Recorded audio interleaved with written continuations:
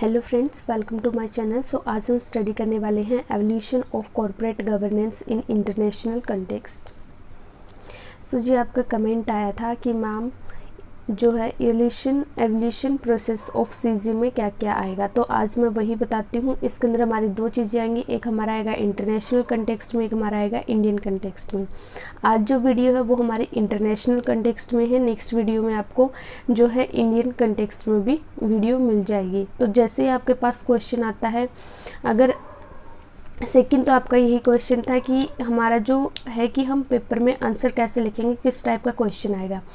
देखो, जो हमने कमेटीज़ करी हैं, कैडबरी कमेटी, ग्रीनबरी कमेटी, वहाँ पे आपको या तो आएगा कि शॉर्ट नोट लिखिए कमेटीज़ पे जो सीजी के अंदर है, ठीक है। दूसरा आपके पास जो आ सकता है क्वेश्चन कि जो हमने आज हम करने वाले हैं evolution of corporate governance in international context, तो जो आज जितना मैं पढ़ाऊँगी उसके अंदर वो चीज़ आएगी। थर्ड आपके पास जो क्वेश्चन आ सकता है that is evolution of corporate governance in Indian context. तो इस पे मेरी जो नेक्स्ट वीडियो आएगी, सो वो आप वहाँ से स्टडी कर लेना, ठीक है। अब आई होप आपका डाउट क्लियर हो गया हो। और इसके बाद भी आपका कोई क्वेश्चन है तो आप कमेंट बॉक्स में बता देना।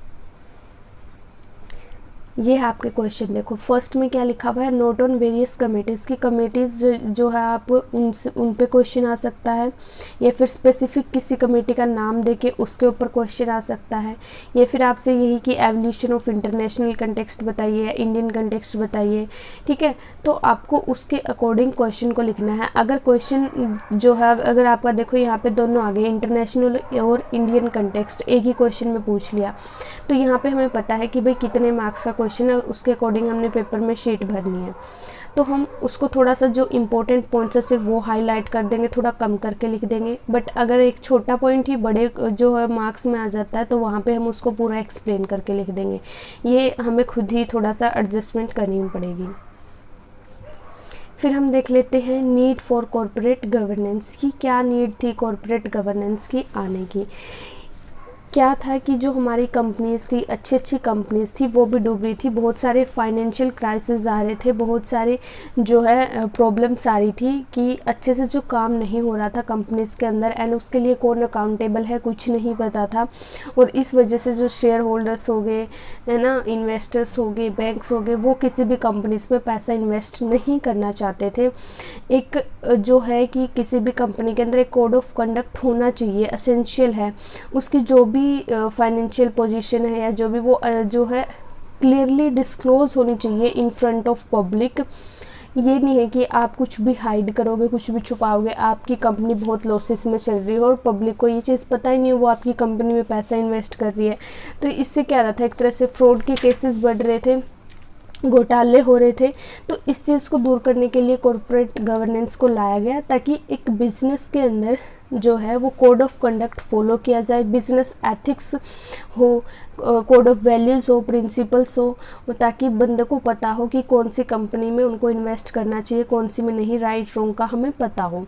इफेक्टिव डिसीजन मेकिंग हो, हाई डिग्री ऑफ ट्रांसपेरेंसी हो, फेयरनेस हो, अकाउंटेबिलिटी हो, सबके साथ इक्विटेबल जो है ट्रीटमेंट किया जाए, सबके राइट्स को रिस्पेक्ट की जाए, इफ़ेक्टिव कंट्रोल हो और सबके इंटरेस्ट को प्रोटेक्ट किया जाए, जो भी हमारे स्टेक होल्डर्स हैं। बाकी जो इसका बेसिक कंसेप्ट क्या है, इस पे मेरी ऑलरेडी वीडियो आ चुकी है, आप वहाँ से भी पढ़ सकते हो अगर आपको बिल्कुल इसकी स्टार्टिंग पॉइंट से आपको पूरा स्टडी करना है डिटेल में। अब हम बात कर लेते हैं evolution of corporate governance in international context. तो इसके अंदर हम बेसिकली 4 पॉइंट पढ़ेंगे, in US, in UK, in Europe and in Japan. First हम बात कर लेते हैं evolution of corporate governance in US.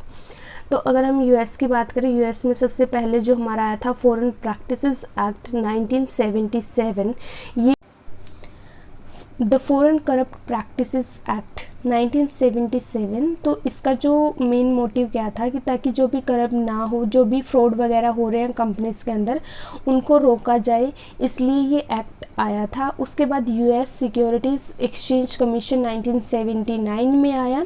इसने मैंडेटरी कर दिया कि जो इंटरनल फाइनेंशियल कंट्रोल है उसकी रिपोर्ट करना, इंटरनल फंक्शन सही से चले, अच्छे से मैनेजमेंट हो, ताकि इंटरनली कंपनी के अंदर कोई भी फ्रॉड ना हो। फिर उसके बाद 1985 यूएस में बहुत सारे कॉरपोरेट फेलियर हुए, अच्छी अच्छी कंपनीज भी जो है उनमें भी जो है फाइनेंशियल पोजीशन उनकी भी क्या चली गई, डाउन चली गई, बहुत सारी प्रॉब्लम फेस करनी पड़ी। इसकी वजह से 1992 में एक कंट्रोल फ्रेमवर्क को तैयार किया गया, जिसमें बताया गया कि जो है कंपनी के अंदर कमेटीज़ बनानी चाहिए, इंटरनल ऑडिट होनी चाहिए, इंडिपेंडेंट बोर्ड को हमने अपॉइंट करना चाहिए ताकि फ्रॉड ना हो। एंड उसके बाद फिर क्या हुआ, 2001 में एनरॉन डिज़ास्टर हुआ, बहुत सारे जो स्कैंडल्स हुए, जो बहुत अच्छी अच्छी हाई रेपुटेड कंपनीज थी वो भी इसके अंदर इंक्लूड थी। फिर इसकी वजह से ये कब हुआ, एनरॉन जो हमारा डिज़ास्टर हुआ ये हमारा 2001 में हुआ। फिर इन जुलाई 2002 सार्बन-ओक्सले जो हमारे एक्ट पास हुआ, इसके अंदर जो अभी फंडामेंटल्स बताए गए कि एक कंपनी के अंदर क्या क्या होना चाहिए।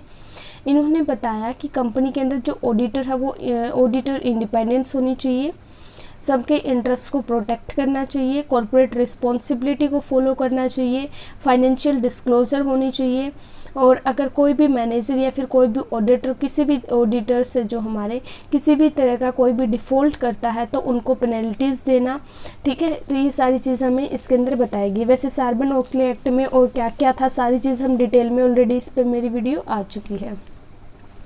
सो यहाँ पे ना कुछ कमेटीज़ थी और उनकी कुछ रिकमेंडेशन थी on CG in international context. तो इसके अंदर जो भी ये पांचों आपको स्क्रीन पे दिख रही है, कैडबरी, ग्रीनबरी, हैम्बल, सार्बन्स, माइनस, तो ये इन पाँचों पे मेरी वीडियो ऑलरेडी आ चुकी है, और ये जो भी हम ये सारे यहाँ पे अभी स्टडी करेंगे तो सब में इनका नाम होगा। तो वो है कि मैं बार बार यहाँ पे एक्सप्लेन नहीं करूँगी, इससे क्या हो जाती है वीडियो लॉन्ग हो जाती है, और वो ऑलरेडी वहाँ पे मैं बता चुकी हूँ, तो यहाँ पे ये चीज़ एक्सप्लेन नहीं करेंगे। नेक्स्ट हमारा evolution of corporate governance in UK. UK की अगर हम बात करें 1980 के एंड में एंड 1990 की स्टार्टिंग में, यानी 1980 के एंड में एंड 1990 की स्टार्टिंग में बहुत सारे स्कैंडल्स हुए फाइनेंस को लेकर। कंपनी की वही है कि फाइनेंशियल पोजीशन है वो डाउन जाने लगी, फ्रॉड्स होने लगे, तो इन्वेस्टर्स को भी टेंशन होने लगी, उनको भी कि भाई हम क्यों इन्वेस्ट करें किसी भी कंपनी के अंदर, लाइक शेयर होल्डर्स, बैंक, तो इन्वेस्टर्स तो वो भी क्या है किसी भी कंपनी में इन्वेस्ट नहीं करना चाहते थे। तो यूके की जो गवर्नमेंट है उनको रिकग्नाइज हुआ कि भाई हमने ऐसा क्या करना चाहिए, जो कि इतने सारे फ्रॉड्स हो रहे हैं हमारे अंदर, ऐसी कौन सी कमी है जिसकी वजह से इतनी सारी प्रॉब्लम्स आ रही हैं।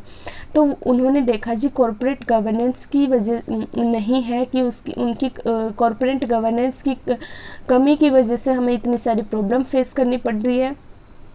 इन्होंने कॉर्पोरेट गवर्नेंस जो है मई 1991 में इन्होंने कैडबरी कमेटी बनाई कॉर्पोरेट गवर्नेंस के पे। ठीक है, तो कैडबरी कमेटी हम ऑलरेडी स्टडी कर चुके हैं। देन हमारी जो कैडबरी कमेटी है ये सेटअप किसने करी थी, लंदन स्टॉक एक्सचेंज ने करी थी, और मेन एम यही था कि जो कॉर्पोरेट गवर्नेंस के स्टैंडर्ड को रेज किया जाए। देन उसके बाद हमारी ग्रीनबरी रिपोर्ट आई, देन हमारी हैम्पल कमेटी आई। तो ये सारी चीज़ मैं डिटेल में आपको ऑलरेडी वीडियो में बता चुकी हूँ।